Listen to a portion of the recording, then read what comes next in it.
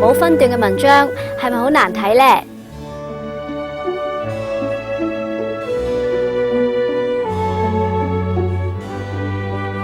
如果寫文章嗰陣劃分咗段落，咁就容易睇得多啦。段落就係指文章裏面意思相對完整獨立嘅部分，寫嘅時候會另起一行，推兩格嚟寫，表現出分段嘅形式。橫寫就入兩格，直寫就低兩格。文章分咗段落，意思就容易啲明白，亦方便我哋概括段落大意。所謂概括段落大意，就係捉住段落嘅主要內容，用簡練嘅語言表達出嚟。要概括段落大意，首先就係要對全篇文章有初步嘅認識。至於概括段落大意嘅方法，一般會用摘句法、提取法，又或者係歸併法。摘句法就係通過對句子嘅分析同比較，揾出一句能夠表達段落主要內容嘅說話嚟做段落大意。我哋可以睇下以下呢一段文字，有冇一個句子可以反映出全段嘅意思啊？各種動物的生活習慣千差萬別，它們的舌頭的用途也各有其妙。狗的舌頭是散熱器，天熱時伸出來，可以散發體內多餘的熱量。貓的舌頭上長有許多向後倒生的乳刺，很像一把刷子，可以用來洗臉擦身。蛇的舌頭是個探測器，是專門為了偵察周圍情況的。動物的舌頭真是千奇百怪。喺呢段裏面，各種動物的生活習慣千差萬別，它們的舌頭的用途也各有其妙。呢一句就可以表達出全段嘅意思啦。呢啲能夠表達出段落大意嘅句子叫做概括句。揾到呢啲句子，段落嘅主要內容就清楚啦。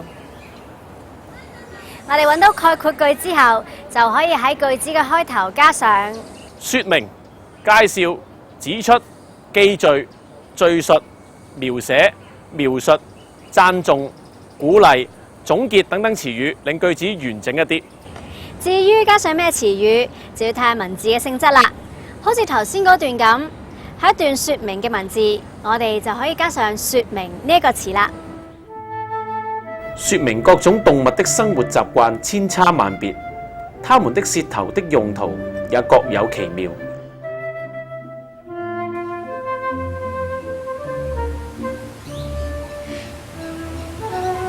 加上呢啲詞語，唔單止令人了解文字嘅性質，係記敘、描寫抑或說明，而且對理解文章都好有幫助㗎。一般嚟講，概括句都會喺段落嘅開頭或者係結尾，不過有時亦都會喺段嘅中間。我攀登過峰巒雄偉的泰山，遊覽過紅葉似火的香山，卻從沒看見過桂林這一帶的山。桂林的山真奇啊！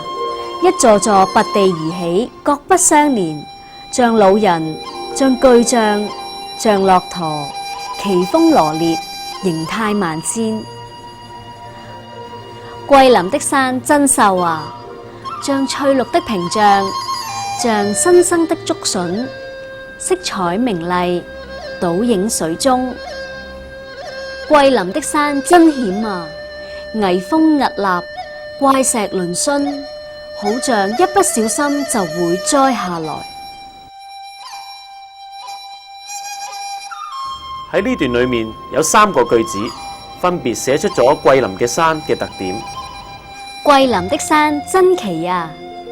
桂林的山真秀啊！桂林的山真險啊！呢3個句子寫出咗桂林嘅山奇、秀、險嘅特點，因此我哋只要將呢3個句子合而為一，刪去重複嘅部分，就可以表達出呢段嘅主要內容。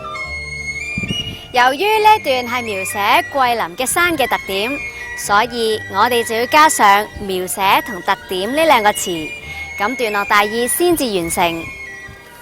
描寫桂林的山奇秀險的特點。用摘句法嚟概括段落大意，其實好方便、好快捷。只要我哋確定咗邊句係概括句，稍加刪改、補充，就可以成為段落大意。